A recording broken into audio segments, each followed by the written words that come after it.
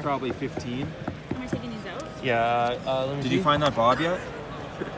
No. Rodney, top 8 Thompson, he's cleaning out. Hey, did you find I that? gotta Magic, go. but find out that of Bob? There Bulgaria, you go. it seems. I gotta get rid of this stuff. Did I you find- can't. He has a keep it in. family to feed. Did you find that Bob yet? No, I did not. What's the Okay. Bob Right, so called? this- Look at this The stuff. one that This he is showed what you. is I'm going to sell right now. This one? Yes. Well done. So they're telling me it's totally fine to go up and be like, I want all of this graded and an estimate for, and I kind of Yeah. feel bad about that. Like, No, man. It's what they do. That's why Phil comes home a broken man every time there's a GP. He's just like he's doing this in his sleep, and he's grading cards on the mat in his sleep. It's I want to know if he It's a lot of dreams work. about his work. Just goes Oh, home probably. and he ends up having nightmares about when I have a bad looking at oh cards. yeah, if I've had a bad day at the restaurant or the bar or something like that, you have like server How much do you nightmares. think It's this is worth horrible. here It's right now? it's bad. let's Oh, see. man, I Let's don't see know. who Okay, can, lay who this can get out, the yeah, this is- closest. Lay this this out. this is Okay, good well, I viewing. could do it in like maybe Canadian. Fuck, guys I only don't have know. Is this what not in a this is. sleeve? What the fuck? 7 minutes. Yeah. Not a sleeve. Is there not a perfect fit around here? Here, Give fit me a something. perfect fit, someone. Thank you. Someone, he needs a perfect fit. I literally just got you to buy this for me like a month ago. Yeah. All right. Sounds Goodbye, about goodbye, Vraska. Okay, so we're gonna have Planeswalkers, I don't remember Tarmogoyfs. how much you bought this for. $60 or something. Maybe it was lands. Okay. I don't know, if I random guess, 2,500. You should just open up a booth. American or Canadian? Like, honestly, this looks like a Canadian. booth. Okay. Yeah, what we this are looks like. we're our own booth. Yeah. Team WoW Gaming. We're here with Coco, Klusa, Andrew Day 2 Dryden, Mrs. Day 2, and Rodney top 8 Thompson. Hey. Rodney's in the process of making a deal. He's got cards to sell. He wants some cash. They gotta go. We gotta go. Yeah. They gotta go. The Okay, so this right landlords here. These cards got you Okay. cases. Put in the comments what you think I sold these for. Yeah. American dollars cash. Okay, And we let's will get a good look. Okay. We'll figure out something, but we will mail something to the closest person. Oh yeah. I don't know what. Nothing from this. Nothing from this. Nothing It's from about Because to then it go. would change what you sold it That's for. right. That's right. Yeah. But I'm sure we'll figure out something. Maybe we should get some closer look. Look at these beauties. Oh, the Tarmogoyfs. I remember when you were so happy about I that know. Tarmogoyf. That art was revealed and you're like, that's going to be my It's the best Tarmogoyf. art. It's the best art. I don't care what anyone says. It is really good. It's an actual monster. Yeah, we got to go right We away. have Pernicious Deed. Choke? Oh god, yeah, You want sell those that. gone? Get that Yeah, garbage get out that of here. out of the- well, I'd rather you keep it out of circulation by like Maybe ripping throw it. out. You're gonna pay me $50 to throw it in the garbage. Got some Maelstrom pulses here. Tectonic Edge, I love this And you're card. Too bad it playing got five, and then you replaced get by two Field of buys? Ruin mostly. I know, eh? 4 more? Classic Treetop. This is original Treetop Village. Or it's not original. Wait, is it Yeah, original? yeah, absolutely. That's There's a promo as well. Yeah, the promo's garbage. Promo's garbage. Screw that thing. We got beautiful fetch lands and shock lands. Verdant Catacombs. Classic Twilight Mire. Has that been reprinted at all? In the expedition, but yeah. Oh yeah, that's about, well, still get some good money. We got mismatched swamp, basic swamps. Yeah. The unswamp, well, two John, unswamps. we have to go to our event right away. Okay, well, we got, yeah, Like- we're in the All right, double up. We're in the double up. So you let us know in the comments, okay, how much did Top 8 Thompson sell these cards for in American dollars? And after a week, when the video's posted, we will tell you how much money I made. Yeah. All right, so round one of my modern double up is in the book. By the way, I'm here with Steve Spellslinger Shields. If you remember him from when we went to the Pro Tour, when they used to be called the Pro Tour. Yeah, back in the day. Back in Japan. And so round one, I'm up against Mono Green Devotion. That is a pretty damn good matchup because when you play Spreading Seas on the Utopia Sprawl falls off. I locked down my opponent's Arbor Elf with like Tidebinder Mage. It was a clean 2-0 victory. In game 2, they actually didn't really do anything. They were, by turn 2, cracking Horizon lands for cards. I'm like, that's got to be a good sign for me when you're doing that. So anyway, clean 2-0. What are you doing here this weekend? I've got 100% win rate against the vendors right now. Oh, yeah. Oh, okay. So you're grinding the vendors at the Yeah, moment. man. I'm foiling out Is It Phoenix for tomorrow. You- Bird 'em. He loves his foils just as much as I love my foils, that's for sure. Kindred Spirits for sure. Are you playing any side events today? Yeah, I'm doing the Chaos Sealed here in like 5 minutes. Okay, so no modern right now, but you're prepared for the modern main event? Yep, been doing nothing but that for the past 3 weeks. Yeah. We met each other from the Mastermind, from the Magic Mastermind. You want to learn for pros? well, yeah, you go to people who like make top 8s and go to the Mythic Championship. Want to check out the Magic Mastermind. And then you also met Sam from them. Yep. Yeah, Sam. So Made quite a few friends from the group. Yeah, the collaboration helps. So are you staying with Sam? What are you doing? Yeah, staying at Sam's house. Staying at Sam's house. That's where how connections help. Well, that's good. So I hope I'm going to catch up later with you. Yeah, for sure. And you said you saw a blue-red Merfolk deck. Yep, crushed my buddy in the MCQ by doing bolts in the main and Blood Moon out of the side. That the Bolt, spicy. Not bad. I think it'd be better if Hogak wasn't around because Bolt doesn't really do very much against Hogak. But Bolt is damn good in Merfolk. I've play tested it. I approve of Lightning Bolt in Merfolk. All right, we'll catch you later. Sounds good, man.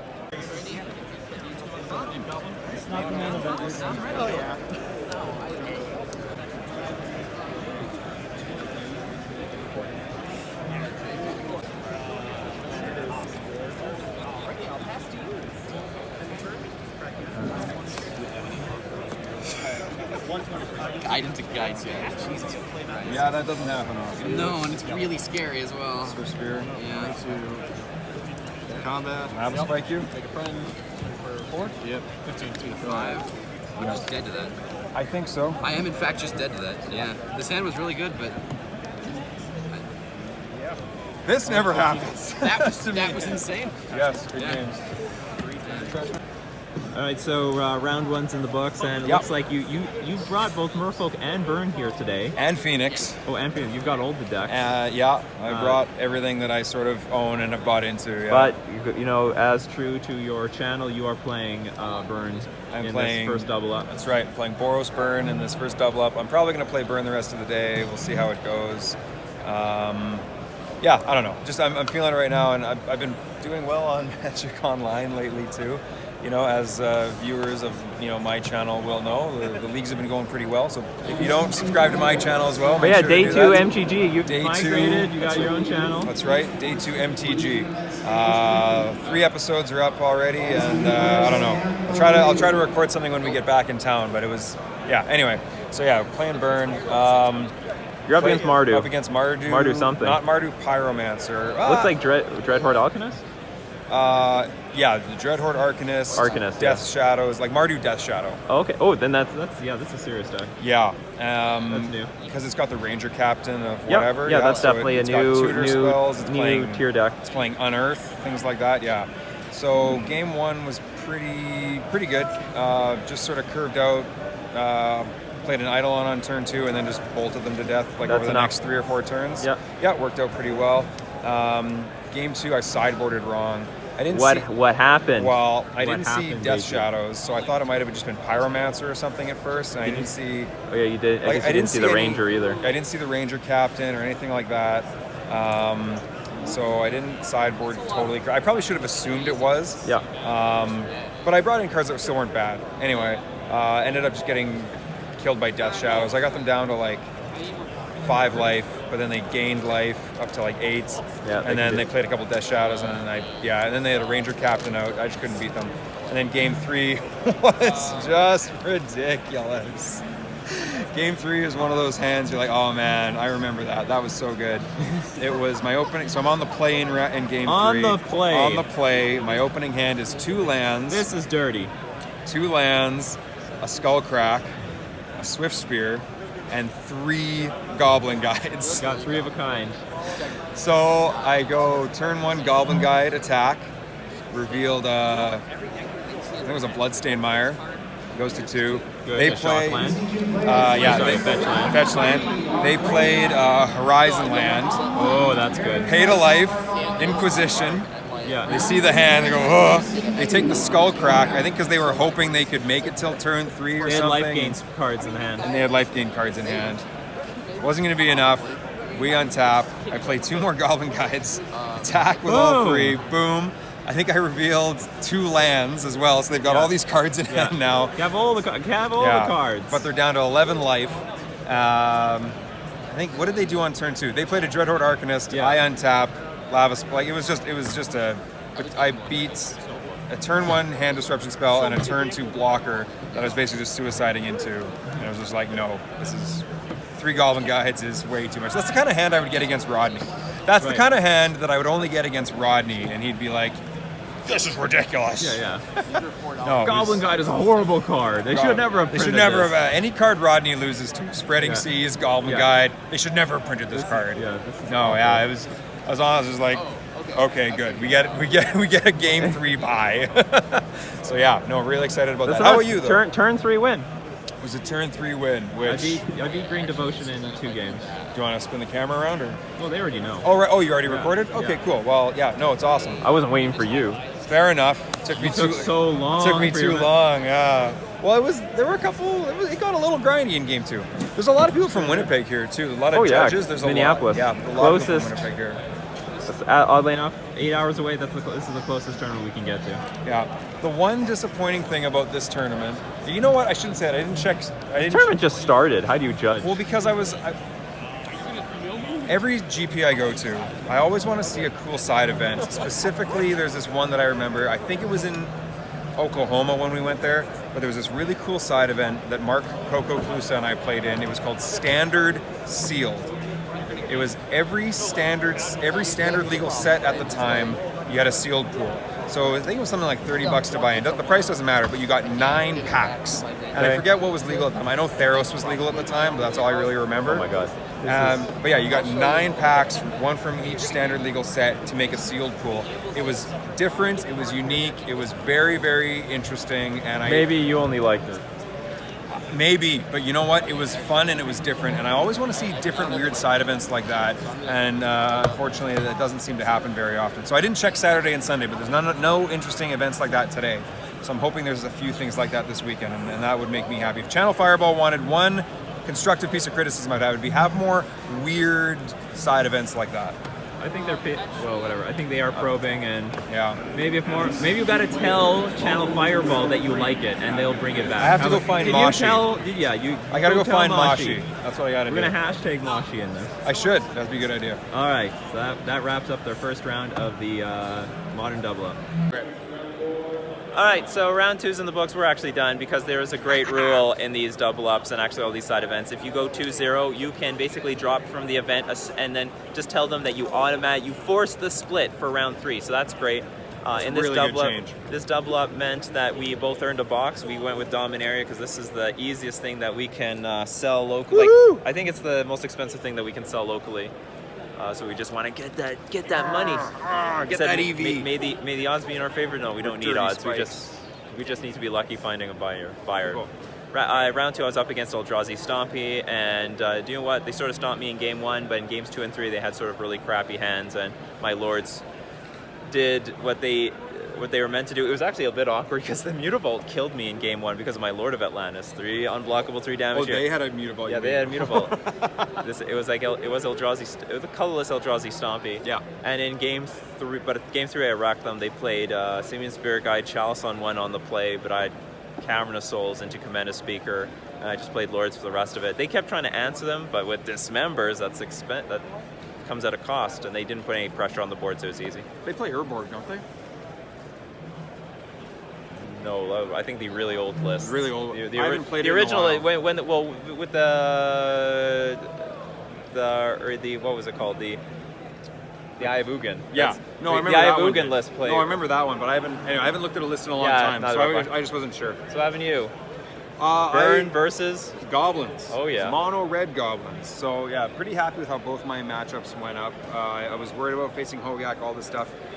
No, you're I- not gonna. well- Maybe you'll see it in round 3. Maybe. Yeah, Side maybe. events. Yeah, maybe. You never They're know, gonna- right? they're gonna be in the main Could be event. anything. Someone's gonna play them in round 1 and 2. There's if like they're a gonna lot make of round tier 3. 2 decks in these. Yeah. I heard there's Storm. I heard there's a feather deck, a standard Oh, feather yeah. deck with like some modern upgrades. Yeah, Steve Lee. So there's like a lot of casual decks Okay. inside of it. Anyway, bottom line is though, I rebuilt my sideboard last night. I was basically expecting to play against Burn, Burn maybe Control and Hogak kind of stuff, right? So I'm like, okay, so how do we? So I did something I never do, and I put Core Firewalkers in my sideboard. So Need that double white. yeah, I was gonna say I don't like what I've Bit turned into, greedy, but but- remember I told you, or we were talking about this before. I have 17 white sources in my deck. That's right. 17. It's improved a lot. Yeah. Basically, Merfolk like mana base. Yeah, very much. So game 1 was pretty good. Opened up with like Goblin Guide. attack. I was on the play. They went Goblin Guide attack. Kind of went back and forth. Mono-red Goblin. Yeah, but the cards that the Goblin Guide was revealing, it was bad. They got stuck on 2 lands. They didn't have a 3rd land drop on turn 3. And your goblins didn't help them. Exactly. Yeah, wow. Meanwhile, my Goblin Guide was revealing Goblin Chain Whirler, Goblin War Chief, Leyline of Combustion, all Someone's these... trying to make that ley line work. Right, so they didn't cast anything and we just ran them over. That's reassuring. Game 2, I was on the draw, obviously, because I won, and then I had an opening hand with only 1 land, and a Core Firewalker, a Deflecting Palm. I think I had two Goblin Guides. Deflecting Palm? Deflecting, well, because I brought in, I wasn't sure I should bring it in or not, but the guy was playing mono red, so I'm like, hey, he's playing He's playing Goblin Grenade, he's playing Goblin Pile Driver. You can deflect the grenade? Absolutely. Okay. Yeah, absolutely. So, anyway. But you kept it because I had Core Firewalker. But I kept it because I had Firewalker. Well, turn 1, he went Goblin Guide, revealed Scalding Tarn. Awesome. So turn 2, we are playing this Core Firewalker. So turn 1, we went Inspiring Vantage, my own Goblin Guide, pass turn. I'm like, no. Doing nothing. No, because I've already taken 2. I'm going to have to fetch and shock for the Scalding Tarn to get double white. My Goblin Guide is absolutely blocking, and I'm absolutely getting this Core Firewalker on the board. As it turned out, that's pretty much what happened, and then it just took the game over. They couldn't do anything after that, and then, Red Deck's been hating Core Firewalker since 2010, whenever the hell that thing was printed. Yeah, it was just destroyed them. The one thing that made me a little annoyed is the one turn I tapped out after the Core Firewalker. I put a Goblin Guide and a Swift Spirit stuff on the board.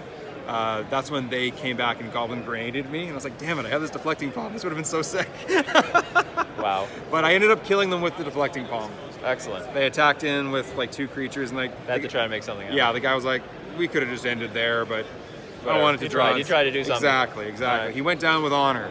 All right, so that was that. Now we're going to go get some lunch. Yeah, I guess so. That's what you can do when you drop with the draw. You get lunch, preserve energy, and get energy. When you're not stuck playing a main event all day. Yeah, that's what.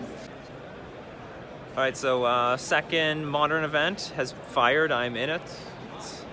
It's over there. I talked to Mark Coco Klusa. He's not doing very well. He's in I saw he's in his 3rd last chance qualifier. Not getting much steam with his Hogak deck yet. He feels, well, he still thinks the deck is good, but things aren't going his way. I saw him lose the first round of another event. But anyway, second modern event happened, round 1. I'm up. It's the Tribal War. Not the Tribal War you might have thought. It's Blue-White Spirits versus Simic Merfolk. And, well, I had very good hands against my opponent. And it turns out the Cavern of Souls was very useful in this matchup because they were running Ojutai's Command. It's like the blue-white cryptic command. You can gain life, you can return a creature card from the graveyard to the battlefield, you can draw a card, and you can counter spells. So it was a clean 2-0 sweep. I think game 1, just a bunch of lords carried me away. Game 2, I lost my lord to a Path to Exile. My Island Walk lord. And all I had was a Mistbinder out. My opponent had They had the Phantom, I think it's Supreme Phantom, followed by a lot of Selfless Spirits. And it was just a long game of trading my creatures for their creatures. I didn't have any Island Walk. And what happened was my Benthic Biomancers, I had played several of them. They helped draw me cards. I was making every land drop. I was sort of flooding out. But the Benthic Biomancers helped me draw cards anyway, make itself bigger. Also, I kept drawing a bunch of Waterlogged Groves, which helped dig into my deck. So I always had something to do on every turn. It wasn't like land pass, I'm flooding out. No, I could crack these lands. I could activate the Benthic Biomancer, draw and discard. So that's what happened to me. And so I always had a steady stream of creatures, which eventually ground my opponent out. And then finally I finally found an Island Walk Lord. And by the time I did, I was attacking for lethal. So that was it. That was the match. So I'm already 1-0 so far. Watching on day 2. Andrew day 2 Dryden in the rest of the round. Yep, it was awesome. There you go. Yeah, 2 is pretty big. Tap. Are you recording or are you taking a picture? It's being recorded. So what happened here in game 2? There's a 3 here. Yeah, so but he didn't win this game. I didn't win this game. So we've got game 1 here where we're able to win. just able to aggro them out. Yeah. Game 2, it didn't go so great. We started off really strong. We like hit them with 2 rift bolts on one turn, and then a rift bolt. Obviously, it was a great turn. You got them right down to 3. Yeah, rift bolt came off suspend, and then we double skewer the critics to them. It was great. But then if we look right around here, they got down to 3 life. Fantastic. So I've got nothing on board. They've got a Bloodbraid Elf and a Scavenging Ooze. Doesn't matter. There's been no creatures all game. Scavenging Ooze isn't doing anything. Nothing in the graveyard. Nothing in the graveyard. No creatures anyway. Wow, perfect. Perfect. I just gotta shoot him in the face. All I gotta do, top deck anything. Sunbaked Canyon. Okay, well, play it out. We'll crack it. I think we drew like a Sacred Foundry. All right, so get hit for 5 or 6. Yeah. Next turn, draw Path to Exile. Okay. That's not gonna do That's it not either. gonna do it either. All right, well, pass the turn. They play a Goyf. Or at some point they played a Goyf. We get rid of the Goyf. Still get hit for 5 by a Bloodbraid Elf and a Scavenging Ooze. Okay, we draw Sunbaked Canyon. Crack that one. Draw. Now we're at the point where we have to draw. This is getting something. critical. It's getting ridiculous. We're at 7 life here. Yeah. How are you getting smacked so hard? You go to 6? You take 6? Yeah. You took 7? Yeah. Yeah, I went How did that happen? because I went from 12 to 11. Sorry. This is. I misinterpreted how you. Yeah, how this sorry. is. Your So I was system at- is strange. yeah, so okay, is it- so you're I see 18, 17, 12, 11, 6. You try to save space. Yeah. So finally we top deck out of the Sunbaked Canyon a Rift Bolt. Okay. Problem is, sacrificing the Sunbaked Canyon meant we only had 2 lands in play. Oh, great. And I was dead on the turn, so I was like, okay, so at some point I drew a Goblin Guide in there too, which wasn't enough. So you go to game 3. So we go to game 3. We go to game 3. That's right, there's always a game 3. Game 3 was fantastic. We start off with Goblin Guide, hit them. Next turn, we attack in, they fatal push it, doesn't matter. What was next? I think it was a Lightning Helix or something like that. Untap. Suspend 2 Rift Bolts. It was just bam, bam, bam. Just get out of here. Yeah, and then we were holding up Skull Cracks. And they only had 1 green mana, so even though they had Scavenging, they try to eat something, you skull crack them. Skull crack. They didn't even need it. No, it didn't even need it. It was great. It was absolutely they're just fantastic. dead. But yeah, after not being able to seal the deal in game 2, I was like, oh my god, I do not want to be going to game 3. Oh well, this is what it is. It's okay. Whatever. All right. So you're 1-0 and 0. I'm also 1-0 Nice. after being Blue-Eyed Spirit. So we're doing good in these side events at GP Minneapolis or MagicFest Minneapolis. MagicFest Minneapolis. So round 2's in the books. I won against Titan Shift. It actually was a very comfortable matchup in game 1. I had a Force Negation from the beginning, although I didn't need to use it. I just needed to put Lords on the battlefield and attack my opponent for the win. I actually top decked an Ether Vial on turn 1, which was convenient, and I slowly played creatures at end of turn. And I just beat my opponent. My opponent had trouble ramping, but even though they did play at 1 land drop every single turn. So anyway, and then in game 2, I just mauled them. It was, hey, this is the power of Simic, all right? Listen to this. I have a 1-lander with Ether Vial, not always great on the draw, but it's on the draw, so it's a snap keep. But I have 2 1-drops, all right? So on turn 2, I don't have my second land, no problem. Hard cast Benthic Biomancer, Violin, Commander Speaker. With 1 more Lord on the battlefield, I got 5 power by turn 3. That never happens with Mono Blue, almost never.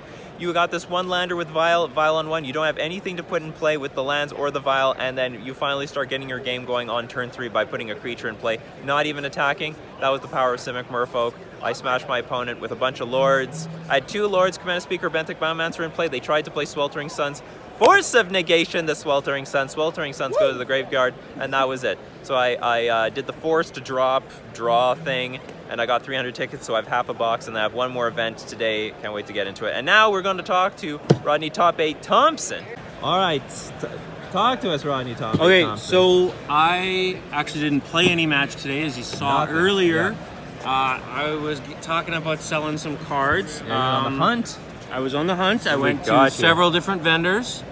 Got prices. I got some prices written down, and I have actually sold not only the cards that you folks saw, but I went in and I've sold all of my rock cards now. I only have my Phoenix cards. I sold them to a couple different vendors. Top 8 Thompson makes top 8 with Mono Red Phoenix now. Yeah, no doubt, eh? I guess, but I sold. I would guess about $500 of cards that weren't on the camera with you folks earlier. Hard to say exactly, but I would say that's around what it was. The total amount of money I took home, and I gotta be careful where I say this. I don't want to get, you know. Okay. I took home $2,967. Oh yeah. Right, and I don't know about you, but for me that's a lot of money. And It is for a lot of people. yeah. So we had a competition, as you all remember earlier in the video. And the competition to see was... Yeah, but they could like... Oh, now they can watch. Yeah, they could just watch and then comment later. Oh, just bleep it out then. Bleep it out? We're gonna bleep it out. And then I gotta bleep that out. You can't put black bars on a video? All right, well, annoying. let's go back to the beginning then. Well, what? No, we're not doing We're this. not doing that. What's our competition? I thought it was who we're gonna see who could get the close. Oh, whatever. Okay, it's just a fun competition. You better be honest. Yeah, I better be You're just honest. gonna get assigned land from Toppy Thompson anyway. Yeah, that's right. Actually, If you have an exact you know what? number, Here. we know you're cheating. I know exactly what it's gonna be. You know what it's gonna be? What is it gonna be? It's gonna be these 5 These lands, 5 lands. each signed by a member of Team WoW. Oh yeah, that's not bad. That's pretty good. That's what the competition's gonna be. But if people are cheating, we have to have a legitimate competition. Okay, how about this? Everyone tries. Whoever tried. Okay, in a whoever random tries, draw. we'll put a random draw, and we will all sign one of these for Yeah, you. that Right, we sounds get one good. from me, one from Andrew. So it's turned from a skill testing contest to a draw. Whatever. Well, those are the. You know what? Honestly, It's fun. skill testing contests are no fun, right? Raffles are the way to do it, Yeah. and that's what we're gonna do. So yeah, $2,467. Beautiful. Yeah, and yeah, I guess now, John, you're gonna hit another tournament, right? Yep. Right. I think we're trying to find Coco right now, Coco Klusa. and maybe we're gonna grab a bite to eat. Where are you, Coco Klusa? No, I don't know where he is. Yeah, where is he gone? Anyways, When he shows up, he shows up. All right, that's the trade-in report trade-in report. with Rodney Toppy Thompson.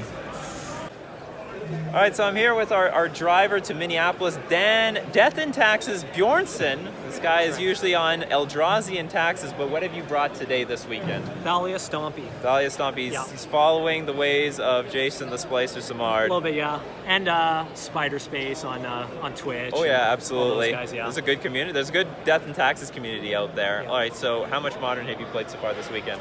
I played the last chance trial this morning. Yeah. Got first round bye. Can't argue with that. Boom. But lost second round to Tron. Okay. My deck usually does pretty well against Tron, but if they just have it in hand, like I just can't do much about it. Is it single elimination? That one was single elimination, yeah. So That I was out for sucks. That's tough. Spike to draft, 2-0 draw, and then You went to Rebound in the Modern number 2. Modern number 2. Went up against Vampires, which I'd never played before. Turns out it's a lot like It's a Merfolk. travel deck, yeah. It's a lot like Merfolk, just a lot of lords. No, This, not quite. this particular vampire deck, a little bit more lords than usual. And then Mono Red Phoenix and Chalice of Wood on one is That's what really the deck. good. You got how many gemstone caverns you're running? 4 Simian Spirit Guides. To make sure that turn 1 Chalice hits. Chalice of the Void very powerful right now in Modern. You saw that I have 4 in the sideboard. Stompy's just running the main deck Yeah, and getting 4. it out on turn 1. I'm just trying to get it out on turn 2. I'm just trying to do it in the fair way. My opponent can actually cast some spells on turn 1. No, Yeah. this guy says no. You don't cast anything. Yeah. Mono Red Except when it Phoenix. gets abraded. Abrades, Yeah. but Whatever. But I was still able to come back This from didn't that. happen. This story didn't happen. But I was able to come back from that, and then 2-0 split. On 2-0 the second one, split. so I love that rule for a now. box. Yeah, not. With all the tickets you have earlier. Yeah, so that's two, right. Yeah. 2-0 splits are 600 ticks. Yeah, so 600 ticks. that was one of my goals this weekend, was to get a box. Sweet. You Already basically paid your take entries one. easily, Yeah. and you're gonna draft with it. Yes, hoping to. Yeah, hoping to draft with it. Yeah. So yeah. Sweet. All right, Yeah. so we're here with Dan Death and Taxes Bjornsson.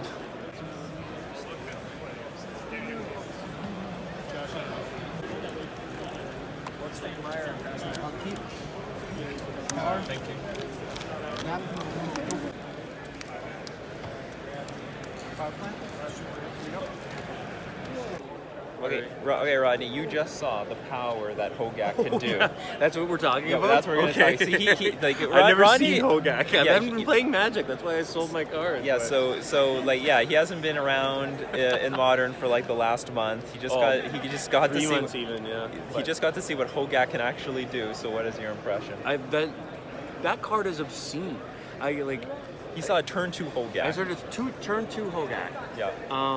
I saw a turn 3 Hogak. In the next game, I saw a turn 3 Hogak that his opponent kept a surgical and a rip, and it wasn't enough. It wasn't enough. Like, Coco went Thoughtseize, surgical. Yeah. And then his opponent played the rip, and end of turn he just killed the thing with, like, he did the double green disenchant, the pitch disenchant. Yeah, Force of Vigor. Yeah, Force of Vigor. That's amazing. That might even be that could be up there with negation. That's amazing. Maybe, for the graveyard decks. That's just the thing is, when we were talking about this, it is the one card where it's like the potential to get 2 cards for 2 cards exists. Yeah. Right? And Magic always, like, disenchant is always a really solid effect. Still played in Modern. People forget about it. Since Alpha. Yeah. People forget about it, but sometimes you just gotta kill an artifact or an enchantment. Yeah. Right? And you saw these games where, even if he exiled the Hogak in play, there's another fucking Hogak in the graveyard. Or he sacrifices a carrion feeder, gets a 1/1 token, and then taps everything, casts it again. Obscene. I don't know what they were thinking. Like, nobody tested this card. Not properly. It's like, you know what? This has got to be fine. Who cares? Well, they said that I read that report that 8 and 2 Hogak decks were more dominant than 8 and 2 Eldrazi decks from Eldrazi Winter. Yeah. And I remember what it was like playing Eldrazi back then. I played Eldrazi a little because it was so good, but it was everywhere. It was everywhere. Everybody was playing Eldrazi. But the thing is, when we look down the tables down here, right? We look down these tables where Coco's playing. We didn't see any Hogak really. Yeah, it's weird. This particular last chance trial, nothing in my. I don't expect any Hogak in my side events because, they're just funsy things. The people playing in that aren't playing in the main event really.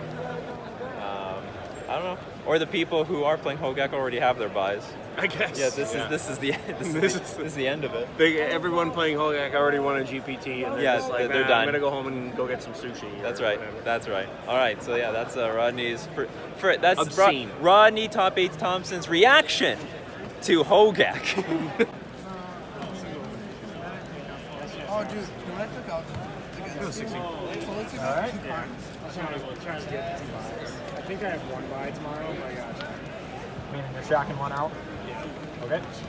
I have 113, 16. And 115 of that came from the MCQ.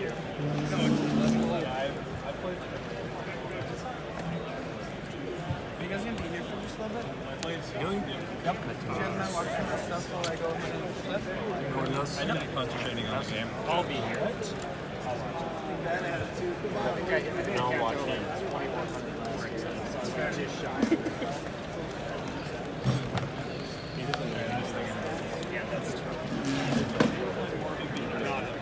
That's kind of like some. Go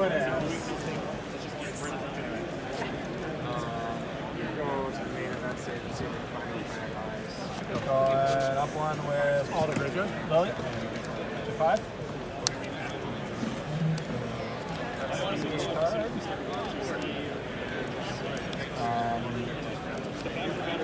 Half turn. I'll count half time right here. Sorcery. Yeah, sorcery, creature, instant, plant. Yep. We got a 4/5. 9 to 14. Steve's going to lock in Victor and Vanderbilt.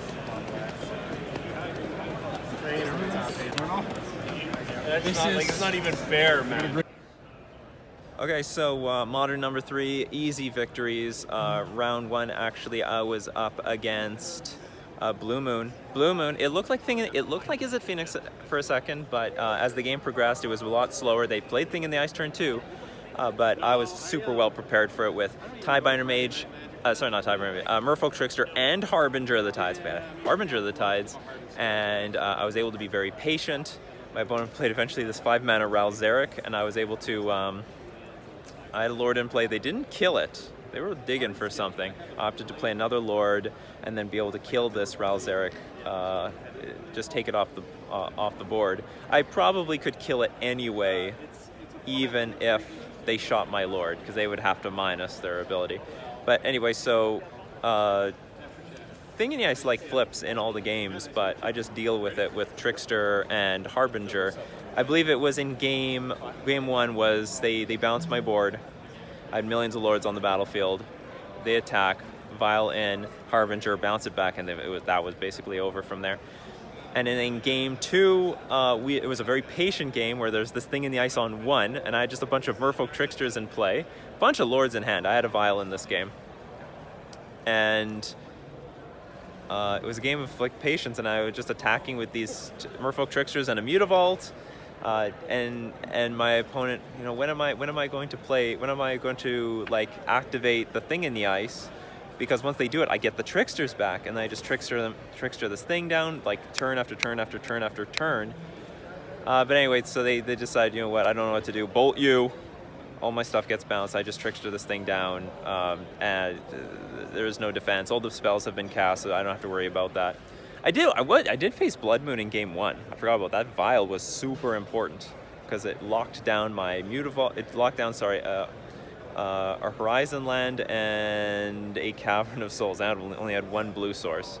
Anyway, so I did beat Blue Moon, and then in my round 2, I was up against Blue Eye Control. Pretty easy game. In game 1, they didn't curve out to 4 lands. They were stuck on 3. Then I played Spreading Seas on one of their lands. And by the way, I'm putting pressure every turn. I'm putting a creature in play every single turn. And after I Spreading Seas their 1 white mana source, I said, okay, well that's the white, that's the flag. I know they're in trouble. Something bad is happening. So I go. I just start emptying my hand of creatures. Put more Lords on I put another Lord on the battlefield, like attack for 7. Put them down to 8. I already have lethal on the board. And I'm not sure, but maybe Cavern of Souls played a huge part. I had Cavern of Souls in game 1 and 2. I'm constantly naming Merfolk, and my opponent has a ton of cards in hand, but they're not actually doing anything. So I suspect that my opponent had a ton of counter spells in their hand. Although I don't understand why they wouldn't counter the Spreading Seas, but whatever. So game 2 was sort of not exactly a similar affair, but I did have Cavern of Souls again, and I constantly put creatures in play. They get removed by Path to Exile, Snapcaster Path, by constantly putting a good stream of creatures in play. I don't let Snapcaster block anything though. I trickstered it, so I made sure there was no 2-for-1. So they did get a flashback, but I made sure that the 2/1 body was not relevant, that it wasn't important. And then on the lethal turn, like there was a turn I just went like Lord. They tried to path my Lord. I was attacking for 11 with a Benthic Biomancer, Kumenis Beaker, Benthic Biomancer, Merfolk Trickster, and a Merfolk Mistbinder. They're attacking for 11 because I have Lord of Atlantis. They try to path to exile my Lord. Force negation, that's it. That was the game. Even though they had 4 mana up, they didn't have Supreme Verdict. If they did, it wasn't a big deal. I had reinforcements, I had more cards in my hand, had Horizon. I was digging. There was a lot of digging in this game between the Waterlog Grove and the Benthic Biomancer, so that worked out for me. So anyway, we did the usual thing. We dropped, got another. So we dropped by taking the draw in the 3rd round because we can force it. And then I got 300 techs, and I got another box of Dominaria. So I got 2 boxes of Dominaria because back at home they're worth more than War of the Spark. So I'm gonna keep cashing on those boxes of Dominaria. So 2 boxes already. I got 2 boxes playing in the side events. That basically pays for all the side events. I think it pays for my hotel. I'm in good shape. I'm doing great. And I still have a GP to play for free rolling the GP. Free rolling. No, I don't think I'm free rolling the GP. I'm free rolling the other. So what is this paid for? I think it's paid for actually my GP, and if I want to look at it this way, it's paid for my GP and all the side events. And I still have side events and GP to play. And now I'm going to go check out Mark Coco Klusa, who is playing for buys in the last round. Okay, Coco Klusa, you scooped the buys. You got them finally. When did you start grinding? The very first one, 11:45. 11:45 to what is it? 8:30, right? No, 8:30. I finished in the 6:45 pod. So I played. Yeah, it's 8:30. a total of 4 LCTs. It's like 10 hours. Chance trials. So That's hard work. it took a long time. But you got there. You got 2 finally buys. got there. It helped. We got the buy. And the For once, you have, I think, more buys than me. So that's a pretty relevant round to get a buy. Yeah. I only have 1. I think I have 1 buy. I'm gonna double check, but I think I have 1 buy. So how did it go? How did Hogak do? Obviously, it did great. Was it easy? Did it coast? It felt pretty. The deck feels like it plays itself. Okay. Oh yeah. But you can't beat Tron. So Really? I'm trying to dodge Tron at all points in time. Don't forget the interaction. You can Thoughtseize yourself to activate Delve to get enough cards in the graveyard to get that turn 2 Hogak out. You know, that's a line. It's true. been done. I have yet to make that. Cube line. April let me know that one. We're shout out to Cube April. I have not made that line before, so You're gonna know. You know it now. I know it, but I don't know how relevant that's ever gonna come up. Sweet. What decks did you beat? Just easy. This time I beat. Well, I just beat Ponta. Just beat Ponza. Going backwards, you also got the buy. I got That's the easy. buy. That's nice. And then Odd number of people. I beat the mirror. Oh, which was really? Really relevant. You got the mirror. I Okay, got yeah. the mirror, and then I beat. Oh, what was the last deck? The first round. Whatever, you beat something. I beat something. Who cares? It's all history. Oh, is it Phoenix? Oh, is it? So you beat really tough decks. I These did are all beat really tier. tough These decks. are the tier 1 decks. And a Ponza deck, whatever. It was maybe well positioned. I think Bonds is well positioned for some of these decks, but I don't know if it can beat home deck. Okay. So we're gonna go find some food and then head back to the hotel. I already ate, but he needs food. So, yeah.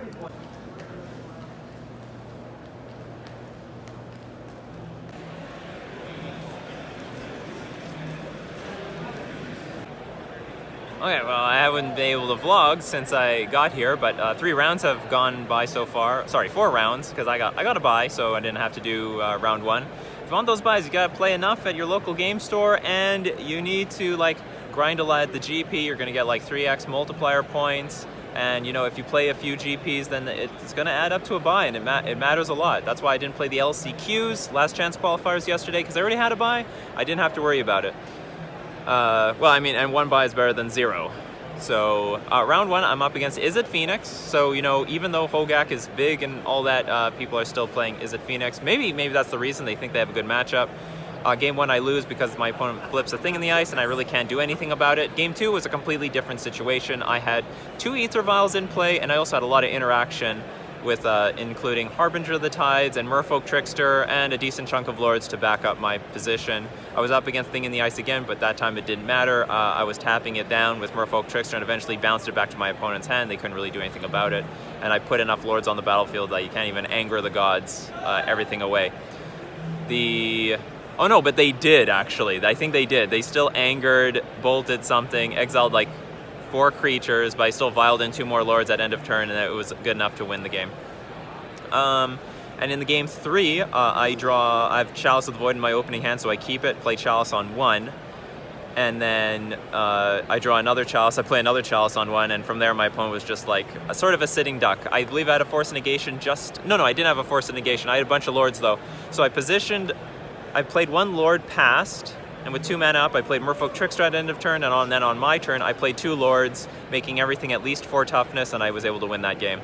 Round 3, which was the second round that I played, was up against Blue-Black Control. It sort of looked like fairies, but I'm guessing they didn't have Bitter Blossom.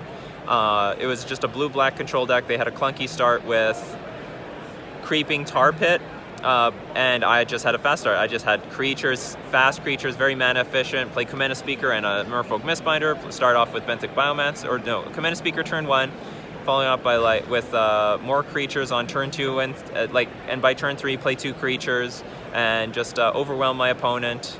And they tried to do the best they could against me, but it wasn't good enough. And in the second game, they tried to Inquisition everything out of my hand. I decided to bring in Chalice of the Void, and it did not really matter. I played a Chalice on 1, and it countered all future Inquisitions and Thoughtseizes. My opponent just fled it out on Inquisitions and Thoughtseizes. They didn't have any real spot removal, and eventually I won that game. So being 3-0, I go into round 4 up against Is It Phoenix again, but this was a very different Is It Phoenix deck. They had 2 Set Adrift. In game 1, they Set Adrift me twice which was sort of backbreaking. I didn't have an Aether Vial. If I had Aether Vial, it wouldn't matter, but they kept putting Lord of Atlantis back on top of my deck. So that slowed me down by quite a bit. And then they go Faith. Their hand was like sort of clunky. They're like grimacing with 3 lands in play and a bunch of cards in hand. I'm like, what is going on here? Then I find out when they play Faithless Looting, discard 2 Phoenixes. Faithless Looting, discard 2 Phoenixes. That they had just a bunch of Phoenixes in their hand. So my opponent smashes me for 12 damage, and I have to top deck a Lord for victory, and I have 3 draw steps. So I draw. My opponent was at low enough life total that I could kill them just with 1. I need a Lord though. I draw a card for the turn, no Lord, crack Horizon Canopy, no Lord, crack another Horizon Canopy, no Lord, I lose game 1. Then game 2, I don't have Chalice of the Void, I did bring it in. I have like sort of a mediocre hand. I have 2 Force Negations and a bunch of creatures, a bunch of Lords and a Tidebinder Mage. Tidebinder Mage does tap down 1 Phoenix, but one issue is my opponent keeps bouncing my Lord of Atlantis with Vapor Snag this, Vapor Snag that. Like that was a pretty big tempo beating for me, and I'm losing life from the Vapor Snag. So eventually I succumb to the Is It Phoenix deck that's playing Set Adrift and Vapor Snags, which is probably good against Hogak. He said it's better. My opponent said it was better than Lava Darts and stuff like that. So good for them. Those cards did work against me and did beat me. So I'm X-1. I don't really care. Just gonna keep playing out the tournament and stay. You gotta be positive. It's not over at all. I don't care. I've lost millions of games in Grand Prix. It doesn't matter. You just gotta take it 1 match at a time. So they're saying GP attendance is going down. That's actually bullshit. If you see, look here, all these people here, they're not here for the main event, they're here for the side events. So the room is still full of people. I would say more people than usual, to be honest, but everyone is playing in side events than the main event.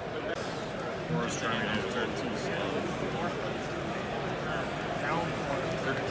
you go, yeah. Right now.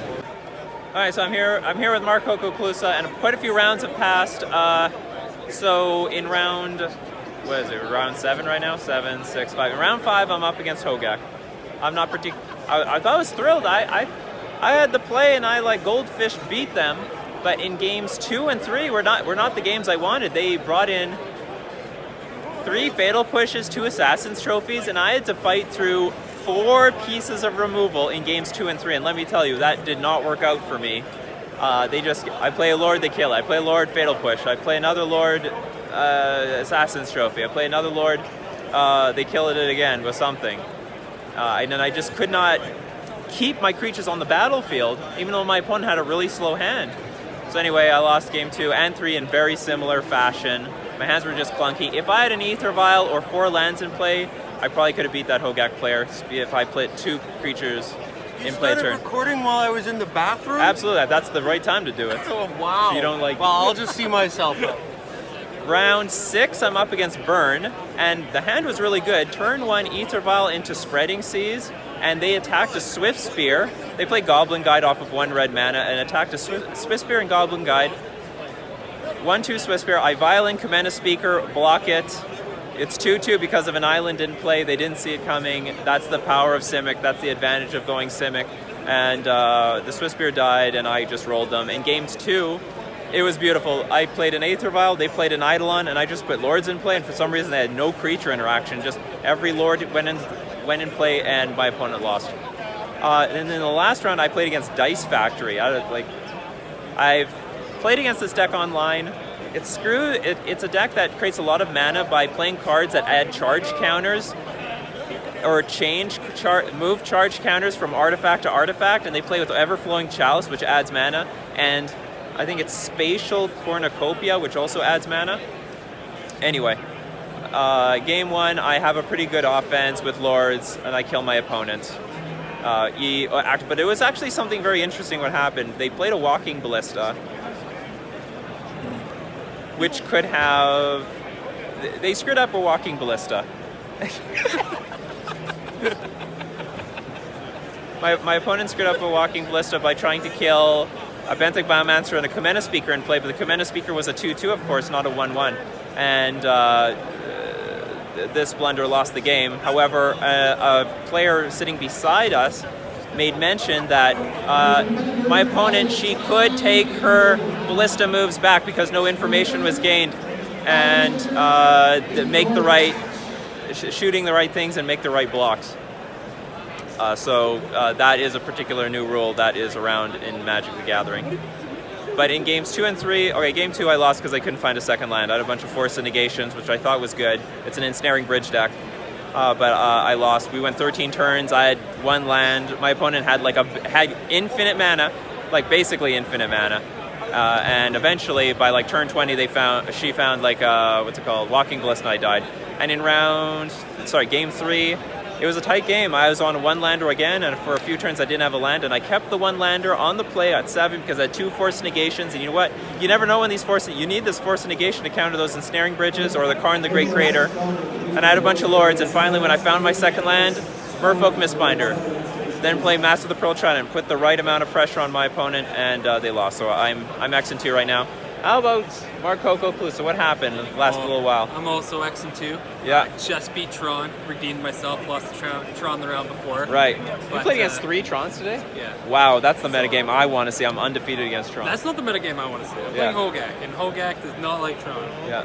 My opponent did misplay though. He could have surgical extracted my Bloodghast, so that when I was sacking it to Viscera Seer, I couldn't keep bringing it back with my lands. Don't worry, John will ask you how you're And so he was like shaking his head, try to get that in there. And then I ended up sacking my Bloodghast, like 2 of them total for 6 times for my Carrion Feeder, which led me to be able to kill him. Yeah. Even though he was going to drop Ugin next turn and wipe my board. So I would have been able to finish him off. Right. With Bloodghast, So, all right, Rodney, Thompson, you're in the side events. I'm playing side events. I'm here to sell cards and just play some side events. And so we had a regular modern, I don't know, whatever you call it, side event. Yeah. I lost the first round to Mardu Pyromancer. It was hard. I got it close a couple times. And You're on Mono Red Phoenix. Yeah, I'm playing Mono Red Phoenix. Sorry. Hence all the red. Yeah, hence all the red. Yeah. Then in the round 2, I played against, I think, I'm not really sure because it never seemed to pop off, but I played against a like a mono blue Tron deck, the one that makes Mindslaver. And I steamrolled that thing. Yeah. He played a Chalice on 1 on turn 2, and I didn't have any board, and I still just powered through. Wow. I ended up casting the Bedlam Reveler, and I'm like throwing cards into this. And the funny thing was, the first 1-mana spell I cast, he condescended it, right? So I'm like, oh my gosh, he's forgotten that he has this Chalice, right? And so then I cast another 1-mana spell. Oh, he's trying to counter spells that should get countered by Chalice. So what's the point of having this $100 card? I know, exactly. So $100 paperweight. I play another 1-mana spell, and he condescends it again. Right. Right, but he does it for 3, and I have 3 mana open.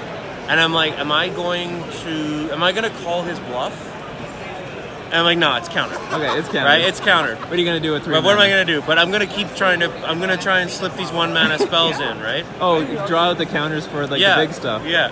Yeah, exactly. I didn't even think about that, but yeah. So then the next 1-mana spell I cast, I don't remember what it is, Looting or Lava Spike or whatever. Next 1-mana spell I cast, immediately he's like, taps the Chalice. Oh yeah. And then anyway, he catches on. Yeah, he knew what was up. We play the game out, and like I said, I ended up getting a Bedlam Reveler, and I ended up throwing spells into it just to trigger prowess. Yeah. And I ended up having a hard casting an Arclight. Yeah. It went, and he just didn't have the juice, and I ended up just beating him to death with these big creatures. And sometimes this 1-mana spell deck just does nothing, and then casts all these big. I guess. Sure. And then after the game, I was like, hey, did you forget you had a Chalice? He's like, no, I was trying to bluff you into thinking that I'd forgotten, so you'd start throwing good spells into it. And I'm like, kind of weird. Yeah, no, it was like, I know that you know that I know that you know, but do you know that I know that you know? It was fun. He was a nice guy. Brennan was his name. He was a nice guy. Okay. So I won that one, and the way these events work is basically you go 1, 1, and 1, and you get 100 ticks, which is 110 ticks. which is enough for 5 packs, I guess, or you can save them up for a box, which I'm trying to do. Yeah, get 600, get your box. Yeah. And then, anyway, so then the 4 o'clock double up started, and I played goblins, and yeah, I didn't really have too much trouble. I steamrolled him, killed his goblins, drew cards, drew lots of lands off Goblin Guide, and didn't really have any challenge. So. And yeah, so now I won my first round of this double up event, and if I win my next one, I get a box right there. You're gonna have a box right there. You get 4. You're gonna walk away with 600 actually. Yeah, if I win and I draw in the last round, that's 600 ticks right there. Big money. Right, big money. Yeah, but now basically I'm looking at, even if I lose the next one and draw, I'm still looking at 220, 220 ticks, which is halfway to a box, and then tomorrow I'll get the other half. That's right. Beautiful. All right, Rodney Top 8 Thompson, showing who's the top Tron killer in this modern event. Yeah, well, I'm out. I was up against Brandon Burton, and I actually lost 0-2. The games were very, very close, but not good enough. I was really slowed down by an Eidolon in game 1. I actually should just attack into this Eidolon. I was scared that they would just throw a bunch of burn spells at my face. But Burton actually had a bunch of creatures in hand, so I actually probably could have survived that if I just attack with all my creatures. So that's too bad. And in game 2, I had a Chalice of Void on 1, but it wasn't useful. He just Searing Blood my creatures, and that was just way too much for me, and I lost. I died to like 2 Searing Blazes and a Searing Blood. Like I said, Chalice is good, but it's not that great. It's not the be-all end-all against Burn. I didn't want to play against Burn. I wanted to play against Mono Red Phoenix, so I didn't get the matchups that I wanted to. Not that Burn is a bad matchup, but I played against it twice today, and it's super high variance. Sometimes you win, sometimes you get crushed. So I'm out, but let's continue with the sad story. Klusa's out, playing against the Mirror, 2 mirrors. But there's some good news here. We got no, it's good. Top 8 Thompson. All I do is win. Yeah. All I do is win. He got the win in round 2, and he could force the split. Force the split. They don't even ask anymore. You just go they up. don't ask. You win your first 2, you go up, and you're like, give me a box, and they're like, right on, 2-0-1. So it's great. Yeah. Got my box, which was like pretty much what I wanted from the weekend. So now anything else I get tomorrow is gravy, I guess you could say. Yeah. Absolutely. I'm here to have fun. Kind of takes a little bit of the pressure off. Like, when you win something, you don't feel like you're you don't feel like you're a loser. Yeah, you're just some bum that washed out of the day 1 GP or whatever. I feel bad for these guys, obviously, because they came all we're gonna live. This is not the first time I did not make day 2 at a GP. Yeah, well, I know it's important to you. So there is some good news, right? So I don't know where day 2 is.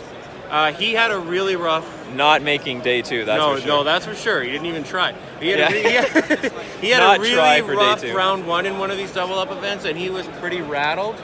And he was like on tilt. And I reminded him he's wearing this really nice, expensive shirt, and we went for coffees this afternoon. Yeah. And he spilled some on here. Oh God. Yeah, and he was like really upset about it. I'm like, Andrew, it's not that big a deal. Blah blah blah. And whatever. Okay. But when he was like in the middle of yeah, of course. I was like, hey Andrew, remember when you got coffee all over your shirt here? And he's like, and I'm like, you forgot, didn't you? And he's like, yeah. And I'm like, does that make it just a little bit worse? And he's like, it does. So for what it's worth, Andrew got pretty upset, and I trolled him, right? So. Yeah. All right, so that means because I'm out, I'm playing side events for the rest of this GP. That's the plan. I just grind back my value. I already have 2 boxes. Yeah, you got that great side event package. Yeah, that side event package is actually unbelievable. Fantastic. Value. Unbelievable.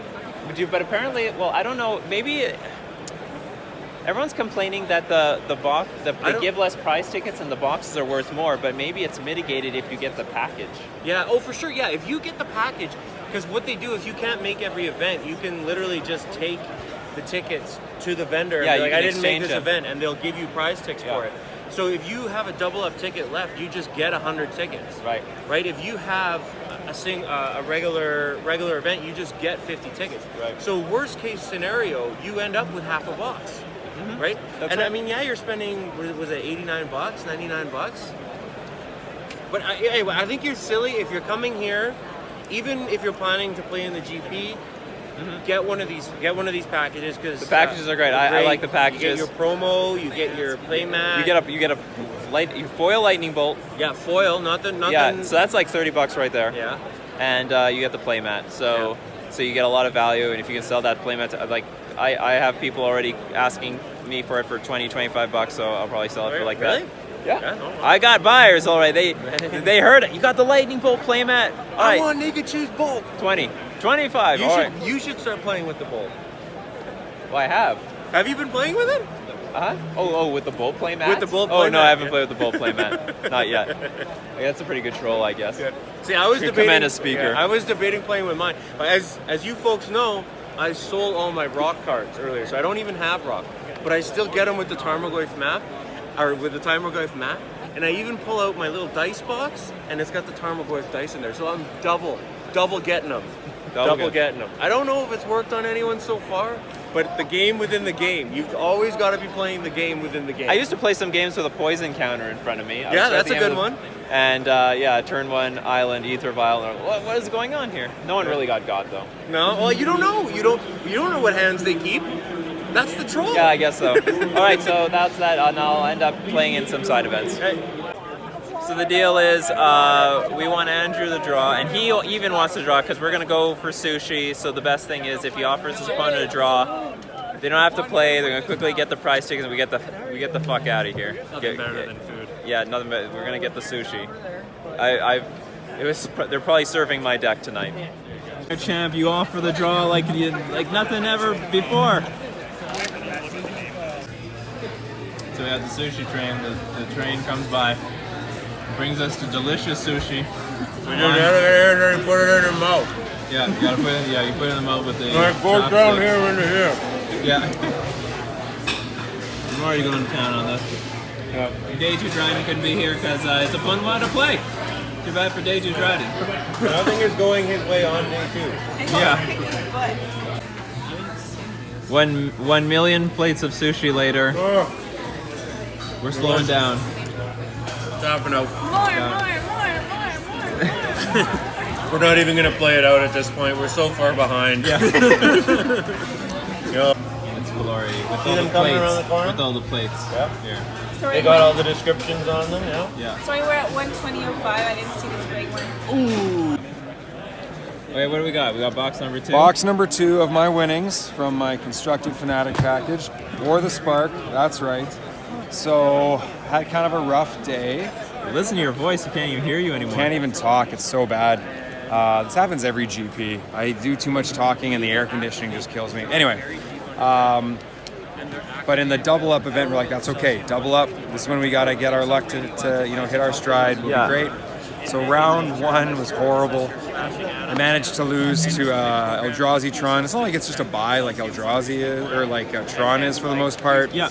But game 1 was really lopsided in his direction. It was Thought Not Seer into like Eldrazi or into Smasher into Smasher. It was just like it's not happening. And game 2 was super in my favor. It was like Goblin Guide into like whatever. Like no, you're done. And then game 3. Mulligans to 4. So I'm like, you know what? Like, hey, 4-card hand can be enough for this deck. I'm not getting too excited, but at the same time, I know my odds are going up. So he's on the plays. They go, he goes, Eldrazi Temple pass. I'm like, okay. Goblin Guide. And he goes, Eldrazi Temple, Thought Not Seer. Turn 2 Thought, the classic Turn 2 Thought Not Seer. People said they should ban Eldrazi Temple back in the day. Sometimes it feels like it. Yeah. So the game kind of stalls out a little bit. I'm shooting them and stuff, but nothing's really happening too fast. And then eventually he gets a Chalice out on 2. Well, that sucks. And I had a Smash Smithereens in my hand. But that's useless. It's useless against Chalice on 2, right? And so I'm like, you know what? That's okay. Most things cost 1. I've got a Goblin, whatever. It'll be fine. But no, next draw is. Did you try to smash it anyway? I should have. You should have tried. You should have taken a long time. Ask your opponent, what's your life total? Look at your life total. Look at your graveyard. Then smash the. So now enough distraction time has passed. Smash to smithereens. I should have. That's sort of one sort of spiky thing I didn't do. I should have done that. Because it's dead for the rest of the game, basically. Yeah. Yes, absolutely. And then my next draws were Well, maybe you need the prowess trigger off of the Swiss beer.